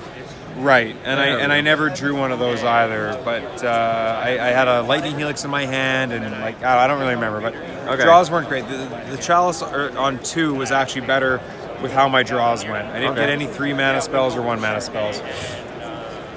Anyway, so I'm slowly attacking in, getting his life total down, but like very little at a time. Eventually he goes Karn, Mycosynth Lattice, and he's at 4 life. And I'm like, okay, Goblin Guide, attack, right? Like I have a Goblin Guide on the board, I can't do anything else. No, you're going to 2. Okay. 4 down to 2. Where's the Thought Knots here? Oh, it's been gone for a few turns now. Okay. I was able to get rid of it and battle through it. But the culmination of the game was Goblin Guide, attack, reveal, spatial contortion. So they killed the Goblin Guide. They're How? With spatial contortion. But they got Chalice on 2 out. Oh, sorry, that's wrong. They also had a blast zone out. They blew up their own Chalice, but that's impossible too. Sorry, they had a blast zone on 1. But that still doesn't matter. Oh, they blast. Oh, sorry, they blast zone the Goblin Guy. Yeah. Okay. Yeah. Okay, so they reveal spatial contortion. Doesn't matter, but they got the blast zone. Yes, and so it was just frustrating to sort of get ground out that way. So I was pretty salty, pretty angry. Just a relatively good matchup, swingy games, and then to lose after a mull to 4. I was pretty salty about that. I won't lie. But we shook it off. We played against Aaron Paquette, local Fusion Gaming Fusion Gaming Online. Great guy. Yeah, he was on Mono Red Prowess. Those were both very good games as well. Very close games. We just killed all the creatures. When you play against Mono Red Prowess, kill their creatures. Yeah, no, there's nothing else. Yeah, and then eventually you'll draw more action than they will. And we were able to win in 3 games, and then in round 3... The round we need you to draw so we can go eat sushi. That's right. Together. We I'm going to eat sushi. We got to go have dinner. He won't draw. He won't do it. The guy's from Quebec. He never gets to play, he says. He wants to play his games. Okay, he's going to play. All right, fine. We'll sit down. Hey, don't you feel like playing when you come out to F&M? Don't you hate getting the bye? Yes, absolutely. All right, I do not begrudge him for his choice at all. All right. But it was bad timing for us to go get sushi. So I'm like, all right. So I'm on the play, but I mulled a 5, and I keep a hand with like 2 bolts and an Eidolon and a couple lands or something. Yeah. Turn 1. I think I suspend a Rift Bolt or something like that, or I bolt him. Yeah. Land, pass, bolt at end step, untap, Eidolon.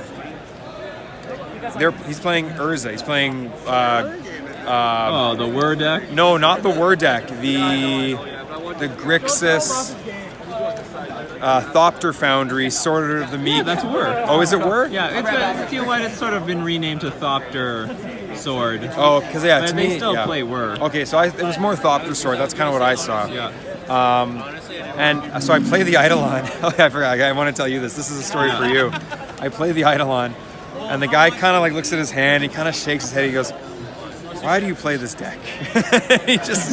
He's so annoyed. He's like, because Eidolon ended up dealing him like 10 damage over the next couple turns. Yeah, and he can't go infinite anymore. Yeah, you just can't do anything, right? Yeah. So no. So we won game 1. Game 2, I kept a pretty subpar hand, but I thought to myself, like, because it had no creatures in it, but I'm like, honestly, but honestly, I don't need much, right? It was 3 lands and like 4 bolts, right? Or like maybe some lightning helix in there, something like that.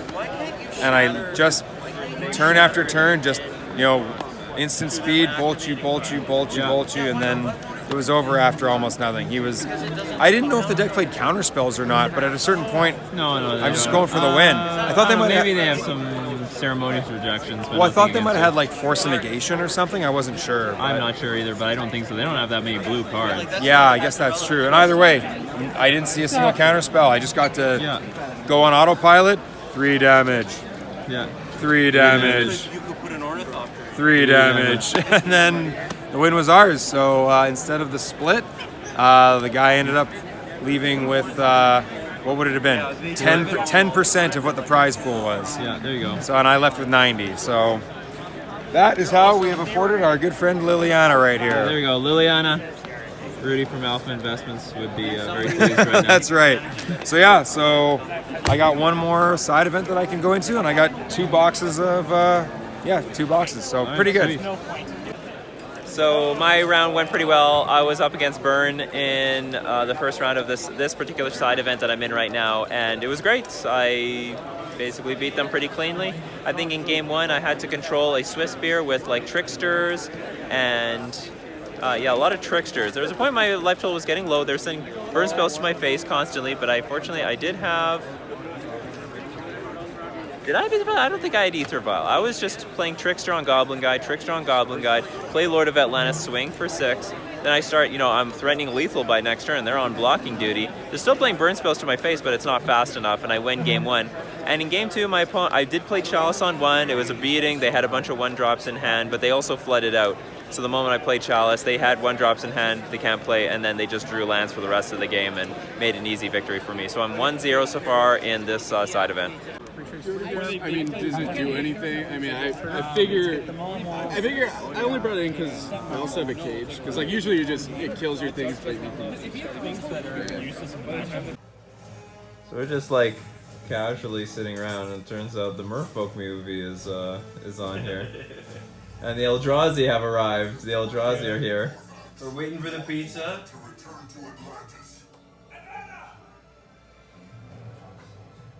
It's Silvergill Adept.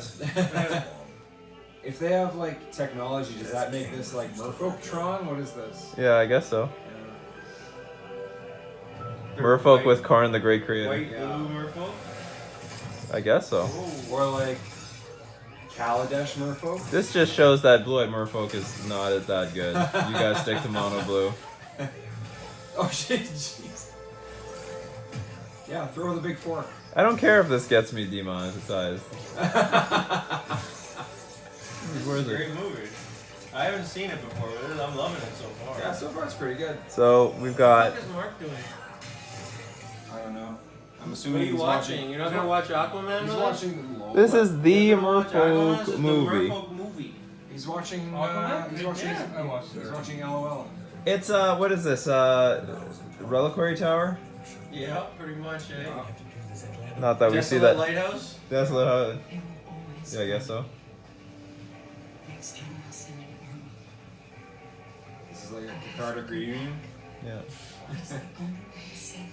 It is. Actually, I guess this isn't a reunion. It's like a party. Time to dredge.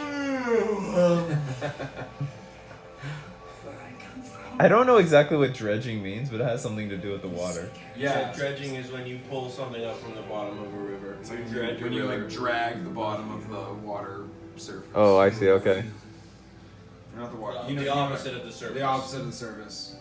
The surface of the land under the water. Oh, it's like pulling I up all get the it. stuff at the bottom of the river. You dredge a river. Yeah. Dredging should keep all that garbage there. You dredge a river, but you can't. No, you're dredging is pulling the garbage out of the river. Yeah. Wow. Or lake. Or probably swamp or anything. We're gonna be together again. There's a future Lord of Atlantis. Lead the people into battle. Oh god, wait, no.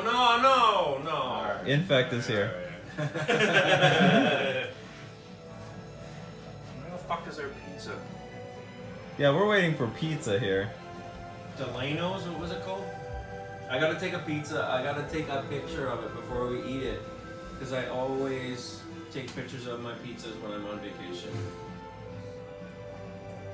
Because I like to remember the pizzas that I like. Here's City of Atlantis. The blue Urborg that has not been printed yet. One day it will. I'm gonna win the Players' Championship one day. That doesn't seem like an unreasonable card, does it? Oh, if control players would just add blue mana with their fetch lands. So? That card, well, no, it's not balanced. That would be completely unbalanced? Or Yeah. for blue? Yeah, Urborg for blue. No, that's not happening. My name's Nemo. Fucking Lord of Atlantis is about to lead his people into the heart of battle. That's what he looks like. Beast, man. Look at him. Oh. He doesn't even need to give himself +1/+1. Yeah, he's literally.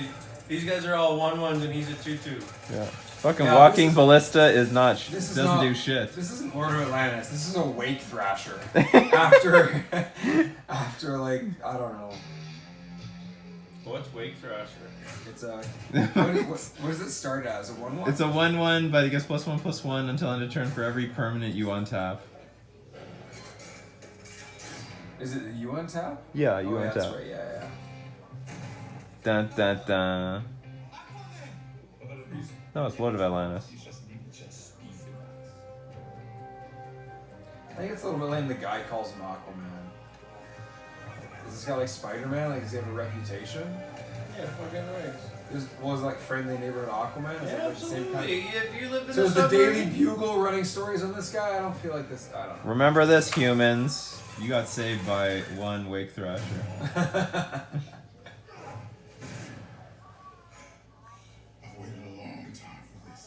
Well, then do it. Yeah, I was like, Walking ballistas. Oh, he wants to savor the moment. That's probably not a good idea. Is his skin like impenetrable? It seems like bullets aren't killing him, so Yeah. Yeah, the bullet wouldn't do crap. I don't know if that would.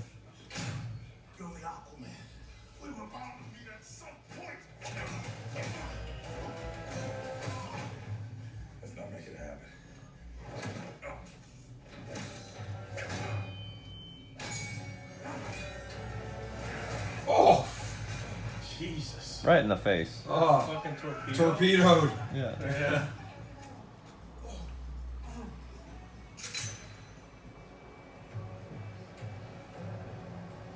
Well, the bullets I like didn't work how earlier. they keep shooting him as if it's like going to do anything. Okay, well, that was like a mortar shell.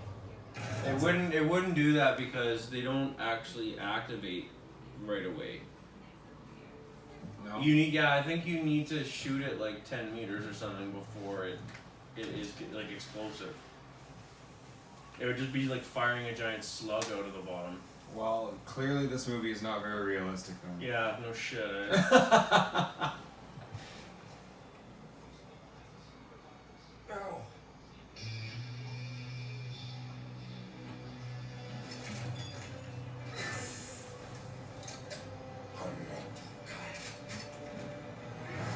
Oh. Boom. Oh. I thought he was gonna hit it back out of the I don't know, like a cricket bat or something. Fucking walking ballistas.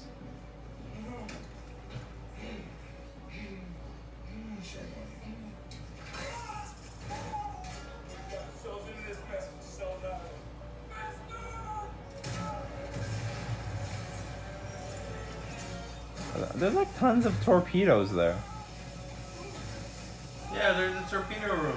Yeah, let's have a gunfight in the torpedo room. This is a great idea. What could go wrong? Yeah. Did they not see the no smoking sign?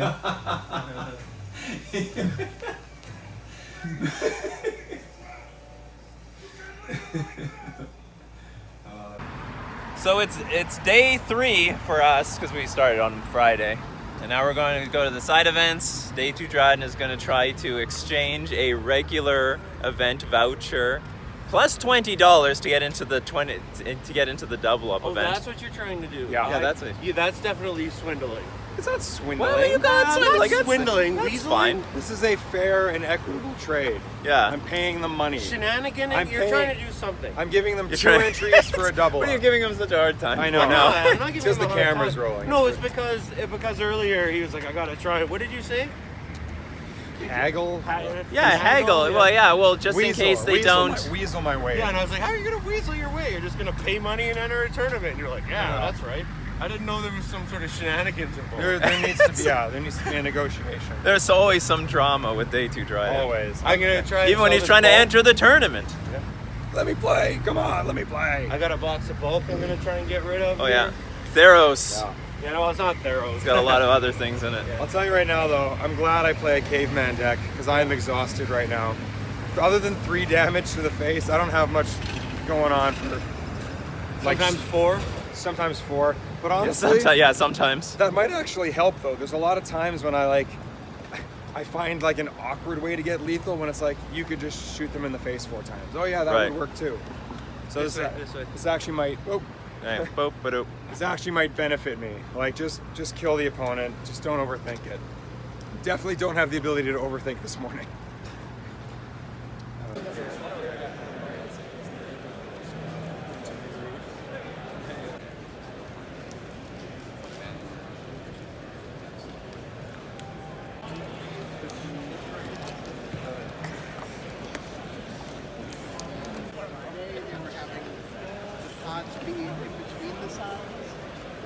All right, so I'm here with Mark Coco Klusa. We're on Sunday. I'll talk about my double up later because Coco Klusa has to go to his MCQ. He's trying to get onto that pro tour, now called the Mythic Championship. What's your record right now? 3-1. 3-1 with Hogak, of course. Coco Klusa is a bit deceiving of a name these days. Yeah. But just played against the mirror. Was able to play double ley line game 3, so we couldn't kill both ley lines, so I was able to win the game. There we go. Double ley line. If one doesn't do it, the double. But one, they can still force a vigor both of them away, right? He didn't have force vigor though. Oh, that's got to be a beating if they ever have it. Yeah. Well, whatever. That's the risk you take. And I had double ley line and Nature's Claim myself, and he only had 1 ley line, so I was able to kill it. Played double satyr, was able to get there. Awesome. So 3-1. Only 6 rounds. Needs to make top 8. Hopefully there will at least be one X1 that will make top 8. That's going to be Coco Klusa. Yeah. We lost in the 3rd round, so yeah. We'll see how good our breakers are. 6. How many people were in this tournament? That I don't know. That I'm not sure. There was a decent chunk. Okay, Hogak. And you learned something about Hogak. I did? Yeah. I did. I learned that apparently Dryden Arbor is actually insane in Hogak. You can randomly fetch for Dryden Arbor to tap for Hogak if you only have 1 creature to play. Yeah, you can use it to convoke. Yeah, you can sometimes get people if you fetch and they don't respond to the fetch, you just grab Dryden Arbor and then cast Hogak without them being able to respond. Dryden Arbor does not have summoning sickness in the Hogak deck. Usually it does, but not in this Hogak deck. All right, well, we're gonna hear about Coco Klusa's adventures with the MCQ later. Luke Evans.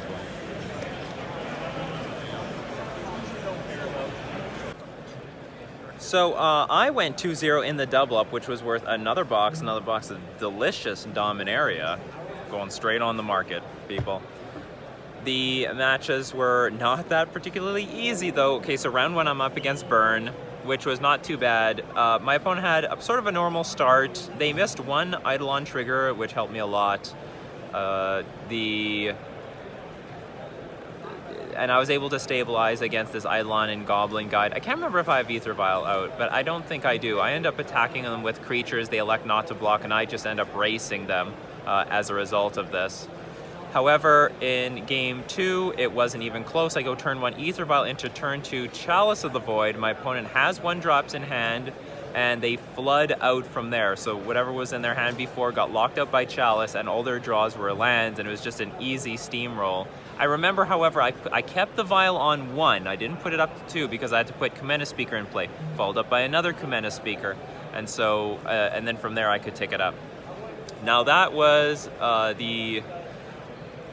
was round 1, and in round 2 I was up against humans, and I think I was up against a pretty tight pilot. These games were damn close. They were really, really close. I can't remember. In game 1, we're racing, but okay, game 1, they play Aether Vial, I Force of Negation it. They play Noble Hierarch, I tap it down with Tidebinder Mage. Now they keep hitting their land drops and play Mantis Rider, so we're racing, where the race is on. However, I do find a Lord of Atlantis, and now I can attack with my Tidebinder Mage, and I believe I had a Merfolk Trickster out, which could attack into the Mantis Rider, and we start racing for a little while, and then all of a sudden, I'm not sure if this was forced, but they have an island in play. If there was any mistake, that was probably the only critical mistake of the match.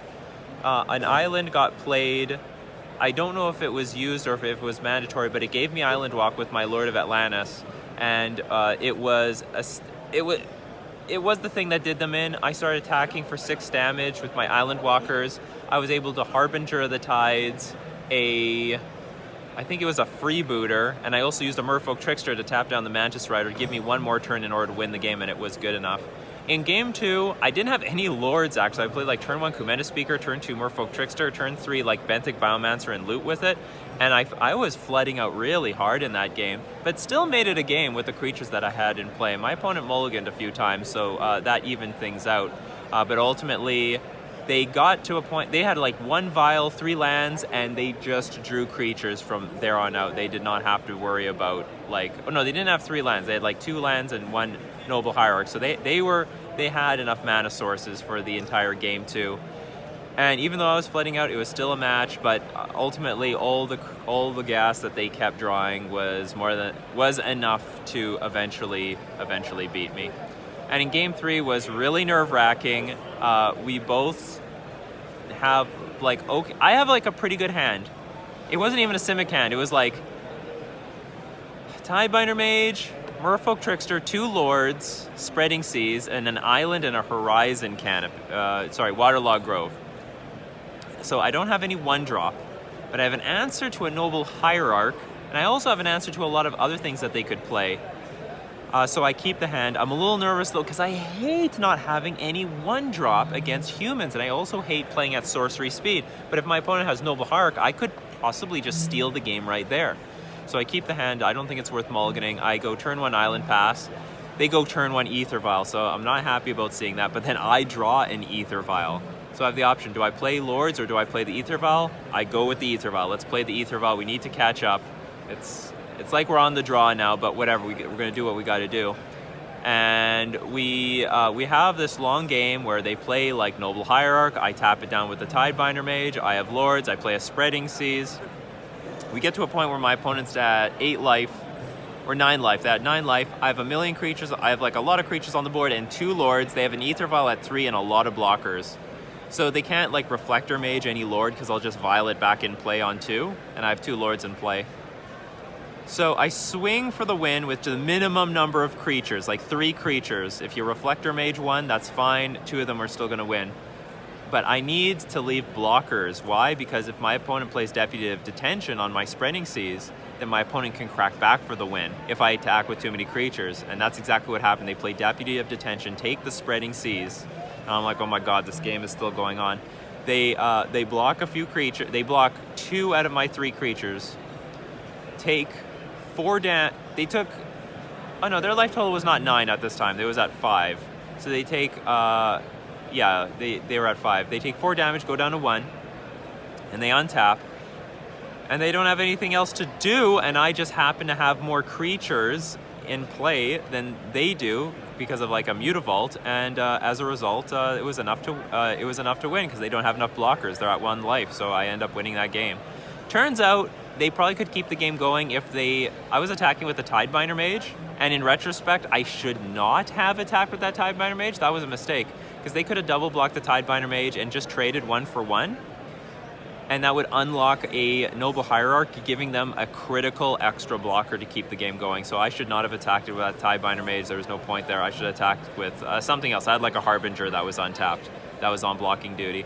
I guess the idea was I didn't think that this thing needed to block, was ever going to get... I wasn't certain that this thing would get blocked. But that, I don't know, false logic there. So I got another box. We got another box. I'm still undefeated in the side events. I think I am now, what, 12-0? 10-0? I've played 5, okay, so I'm 10-0, 10-0-1, sorry, 10-0-5, 5 draws, like, not really draws, I'm just dropping the tournament, but 10-0 in side events. This is my 3rd box. I'm going for my 4th box. Don't know what I'm gonna get. Maybe another Dominaria, maybe a War of the Spark, maybe it's a time to diversify. Rudy from Alpha Investments, just channel your inner energy in me. Working with someone or under someone. So we're catching up with Dan Bjornsson. Dan Death and Taxes Bjornsson. He's playing Thalia Stompy. In his first Grand Prix, makes day 2 with it. Tell us all about it. So yeah, in around 8, won my win in against Infect. Yep. I was at 5-2, so I needed to win that one. My God, I would be so happy to play against Infect. 4 Chalice of the Voids. Yeah, and I had no buys, so it was a very long day. You earned it. Yeah. You literally earned this one. Chalice on 1, turn 1 is really, really good against Infect, as it turns out. And so yeah, made day 2 after that. Lost the next round, so went into day 2 going 6-3. Yep. And so needed to win quite a few games on day 2 to get into cash placings. So had less of a good day. Went 3-3, which put me at 130th, which put me 20 places short of prizing. Yeah. My tiebreakers were pretty bad. So is what it is. But 130th in a 981 person tournament, I will certainly take. I'll take any win I can in that point. So, yeah. So congratulations, and you also signed one of the planes. That's going to be to the giveaway to anybody who tried to guess how much Rodney, Top 8 Thompson, made by selling his cards. Yeah, I hear he made more than $1. Oh yeah. So that's my hot tip. Yeah. So as you see, the event hall is starting to get empty because everyone's starting to leave, everyone's packing things up. Just a few more events getting finished up here. And anyway, Mark, Coco, Klusa, Andrew, Rodney, Top 8 Thompson, that's it for them. They're now off to go have dinner, and they are then going to take Mark to the airport. So that ends the adventure with them.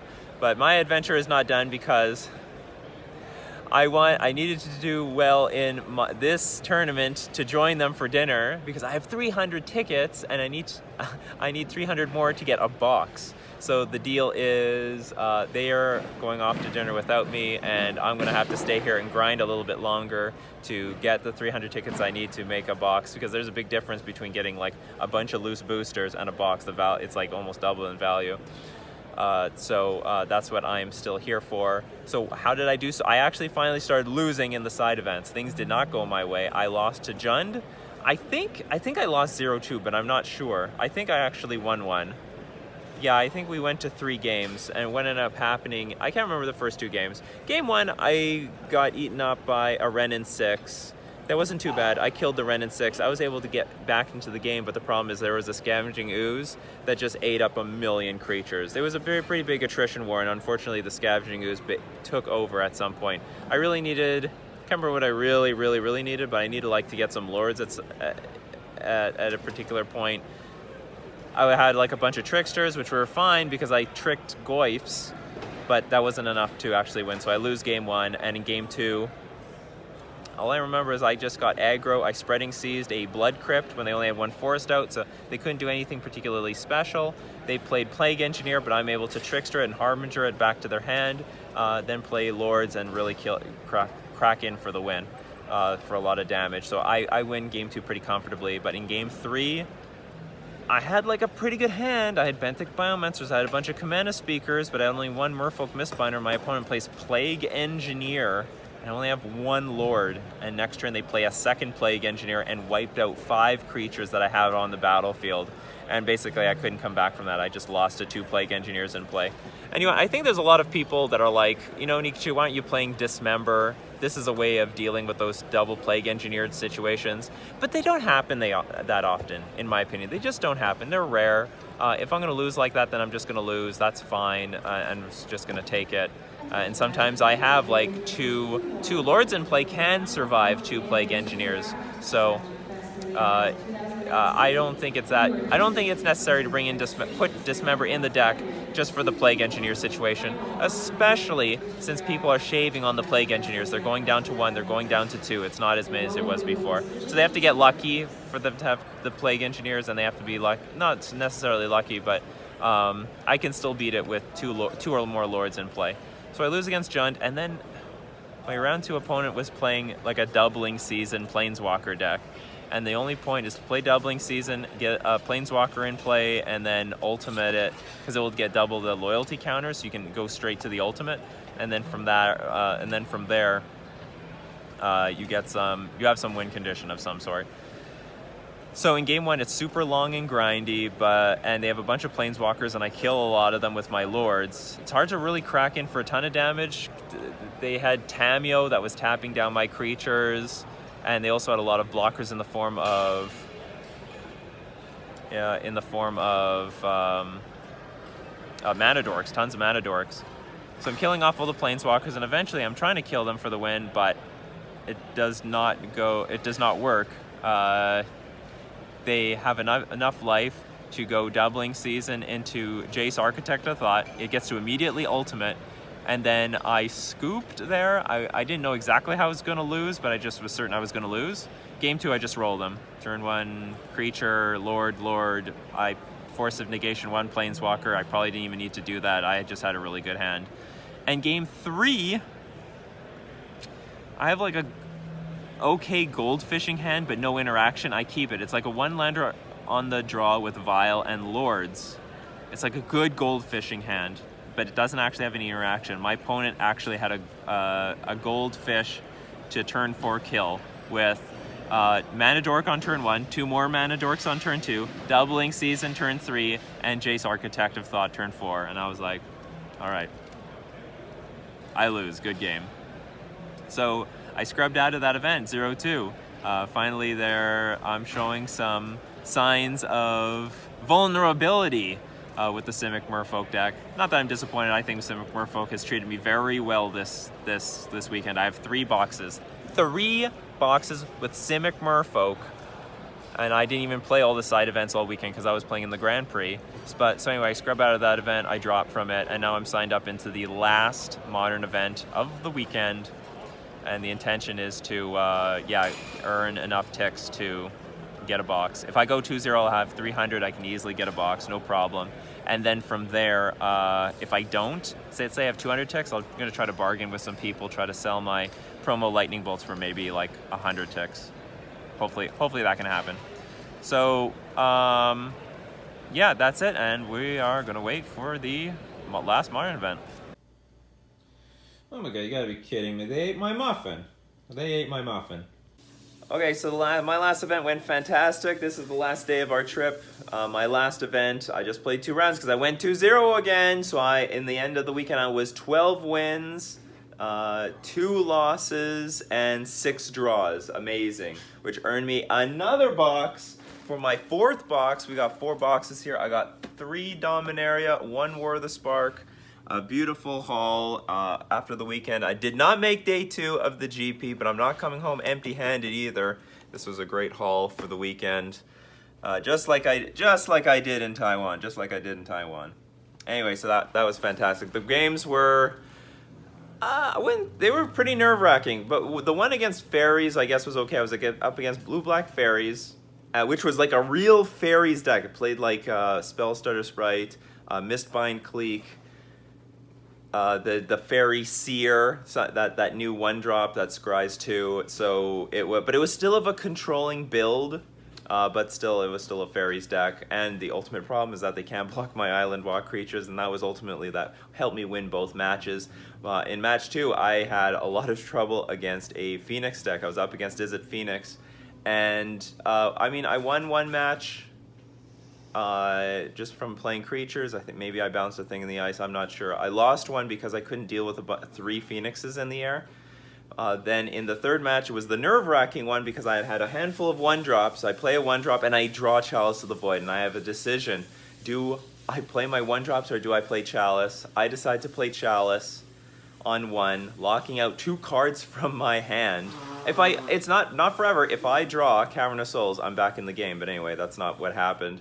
And my opponent goes Thing in the Ice. Next turn, Thing in the Ice. Next turn, Thing in the Ice. There's 3 Thing in the Ices, and if they just draw any instance, I'm dead. But the instants were never drawn. I think the lowest the counters ever got were 2, and I started drawing like Merfolk Mistbinder into Merfolk Mistbinder, making my creatures 4/4s. So eventually the Thing in the Ices had to chump block it. So that's my event. Those are the boxes. And we are about to go home. So I guess that's it. We're gonna sign it off. For Mark, Coco, Klusa, Andrew, Day 2, Dryden, Rodney, Top 8, Thompson, and Mrs.Day 2. This has been our Grand Prix Minneapolis trip of 2019.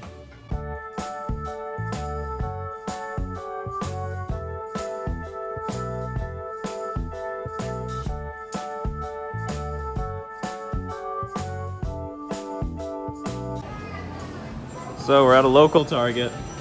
And what are we doing? Just checking to make sure there's no hidden gems here, nothing marked wrong.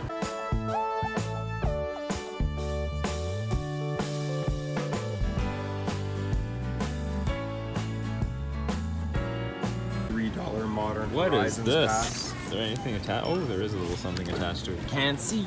Oh, like in the middle, you mean? Yeah. Yeah, it's not just the voucher where you walk up with it. Yeah. $15. Gideon, the Oath Swarm.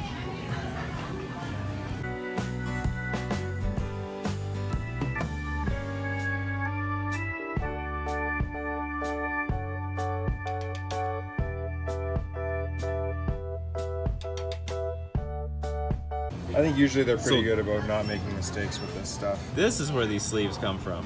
See them all over the place. At your local Target, One like Modern at your Horizons. LTS. Is this one or how many is this? 3, I think. 3 for 21.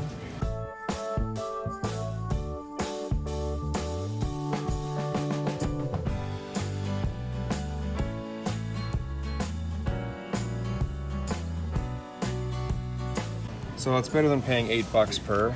So what's 21 in Canadian? That's actually not bad. That's 3 packs for like $27 Canadian, something like that. I mean, if you're gonna buy 3 packs, that's the way to do it, I guess. But I mean, you're not really saving much. I don't know.